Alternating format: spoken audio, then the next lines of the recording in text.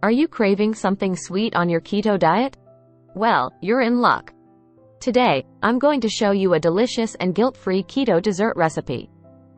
This recipe is not only low in carbs, but it's also sugar-free, making it the perfect indulgence for anyone following a keto lifestyle. To make this dessert, you'll need a few key ingredients that are keto-friendly and easily available at your local grocery store. First, we'll start by making the crust.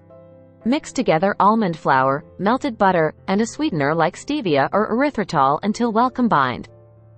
Press the crust mixture into a baking dish and bake it in the oven until golden brown and fragrant. While the crust is baking, let's move on to the filling. In a mixing bowl, combine cream cheese, heavy cream, vanilla extract, and your choice of sweetener. Whisk everything together until smooth and creamy, ensuring there are no lumps. Once the crust is done, pour the filling mixture over it and spread it evenly. Place the dessert back into the oven and bake it until the filling is set but still slightly jiggly in the center. Remove it from the oven and let it cool down to room temperature before placing it in the fridge to set completely. After a couple of hours in the fridge, your keto-friendly dessert will be ready to be enjoyed.